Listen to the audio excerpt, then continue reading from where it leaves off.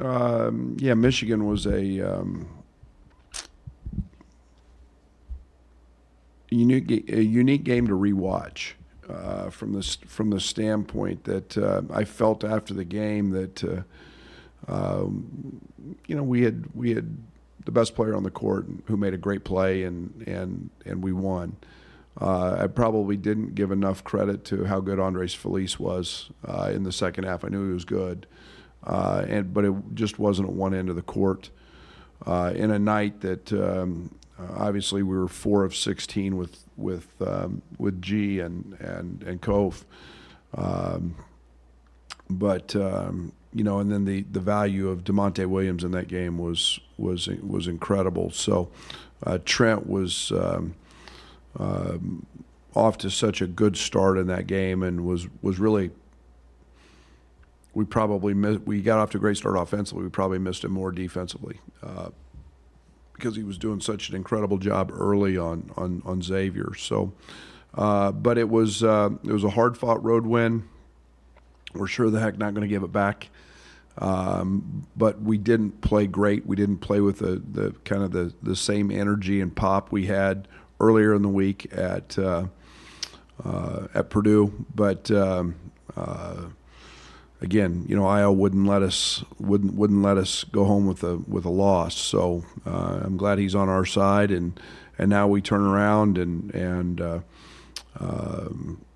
get a team in Minnesota who might have two of the best players in our league. So glad to get through last week, and we did it.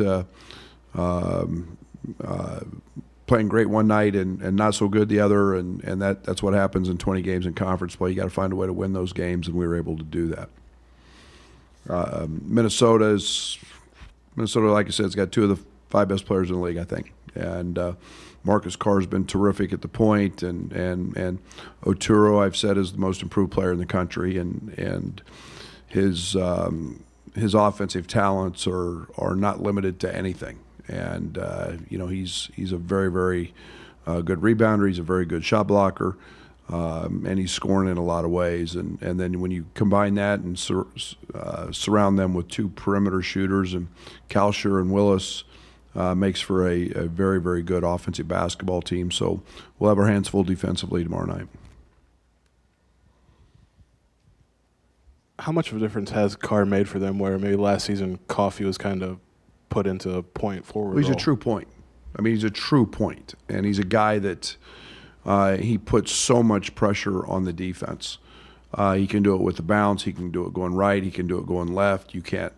He's a guy that if you make a mistake and go under and give him a clean look, and he's going to make a 3.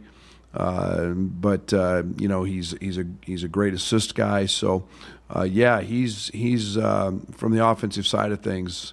He doesn't have Amir's size in terms of being 6'7" or 8, but what he does on the basketball court is pretty special.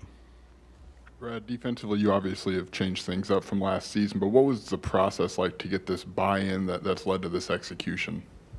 Well, I think it's continued to grow as we've had success with it. There's nothing like having a little success. I think we fought it early and in the season, and it was so different, and we had to get guys out of the habits of denying and the hard overplay, and we still got back cut a great deal in the early part of the season, and guys were out of position, and yet.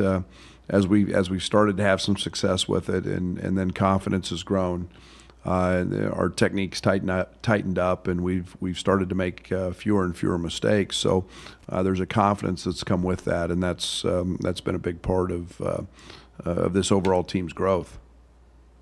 Brad, there's been this narrative about the home court advantage being even bigger this year in Big Ten play. When I looked at the home road splits for you in Big Ten play, at least, the basic stats seem pretty even. How consistent do you feel like you guys have been? I hope that's the case. Yeah. I haven't looked at ours in a while. That means you're doing some things pretty good on the road, and obviously I don't want to. We had a 75% field goal percentage half at Purdue that could skew some things, but I thought we've played well. at both ends of the court for the most part, and it's a hard league to win on the road. I mean, you got packed houses and a lot of energy and a lot of emotion in these games. So, we've done it different ways, and that's been probably the most encouraging thing for me is, we've had nights where our bigs have scored a bunch and our guards haven't, and vice versa. We've had nights we've shot it well and nights we haven't. And so, I'm excited about that aspect of it. Brad, how has Andres' role evolved this year, and how underrated is his responsibility that you give him, having to guard ones and twos and threes and being your primary ball handler? Yeah, he's very cerebral as a player, and we started him early, and that wasn't something I was as comfortable with. Not the starting lineup, not the group that was on the floor. It's more about what we had or didn't have at the time coming off the bench. And, he had so much success doing that last year, and you want that spark plug. You want that trigger to have somebody that comes in and impacts the game and is one of your better players. And Dre is that. And, he impacts it on the glass. He impacts it with passes. He impacts it by scoring. He impacts it in transition. There's not a piece of the game that he doesn't have a hand in impacting the game. So, it's a huge part of what we do. Defensively, he can guard multiple guys because of his strength, and it's he's a very, very valuable piece to everything we're doing. Going back home, we had talked about how tough it was to play at Purdue and Wisconsin and on throughout the league. With how you guys are playing, I know that down the road Indiana's sold out. You're not worried about that one, but just what are you hoping out of this building here, upcoming stretch? Yeah, Purdue, Michigan State, those are pretty hard places to play, and we've got great fans, and they show up, and the more energy they provide, and the louder, the better. I'm a big noise guy, so I love it as there's loud moves people, and it excites people, and I don't think there's any doubt we've got some of the greatest fans in the country. We've been in the top 25 for 30 plus years in terms of attendance, and we're very proud of that. And if it's not a sellout, I know it'll be very, very close to it. This offseason, how did you just notice Iowa take his game to another level to get it to the point where it is right now? Well, most of that comes from confidence, and the confidence comes from experience. And, you see that develop in players differently throughout their career. Iowa was fortunate last year that, I don't know, what did we win, 11, 12 games. But he got to be a part of all of that. And he got to grow, and he got to experience some of that and be considered the guy, in some ways. So, now it becomes, all that experience and all that understanding of what's coming and what the venues are like and what other players are like and what teams do to you. There's a confidence that comes because I've seen that before. And, he's changed physically. He's added 19, 20 pounds. He's continued to work on the skill set part of his game, which is very good. So, for him, it's just comfort and confidence that comes from understanding and experience. I think you mentioned last week that you guys kind of have been able to handle maybe the increased attention with this winning streak pretty well. Is that just natural for them? Is that in their personalities, or is that something that you've had to talk with them about and maybe get them to understand? Well, we talk a little bit. We haven't talked ad nauseum about it. I think this group is. I want them to have their personality. I want them to be able to express who they are and do that. And I think this group has a sense about us that's as soon as I say mature, Derek will disagree, but it has a sense that we can handle some things. But yeah, every now and then we got to check them. There's no doubt, and it's like we tell them all the time: don't believe everything you read on social media, and don't believe everything you hear on social media when it's bad, good or bad. So, we're in there a little bit, but not. We don't have to be too much. So Saturday in the media conference in Michigan, the first name, once you started talking about the game, the first name out of your mouth was Demonte Williams. And I'm wondering where that comes from and what you're seeing out of him, especially on the defensive end of the floor, that just makes him so valuable. Well, he's 6'3". He's got close to a 7-foot wingspan, and we ask him to guard 5 men at times and 4 men at times who are 6'9" or 6'10". He's extremely strong. There's a play in the game where Isaiah Livers tries to back him down, and he goes at him 3 straight times. And Demonte's got an arm bar up and is wedged, and I mean wedged, low and aggressive, and Livers hits him 3 times and doesn't move him. And that I have tremendous appreciation for, because a lot of guys will either cave and let him go, okay, but to do that 3 times, there's some toughness, there's some grit, and physically he's capable of doing that.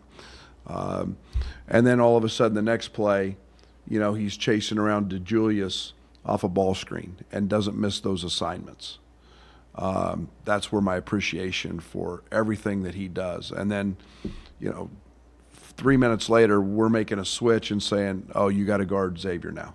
So you're going to have to get over the top of every ball screen, and you're going to have to get back under, and he doesn't miss a beat. He never misses. He very, very seldom do I ever get on Demonte Williams for making a mistake in execution.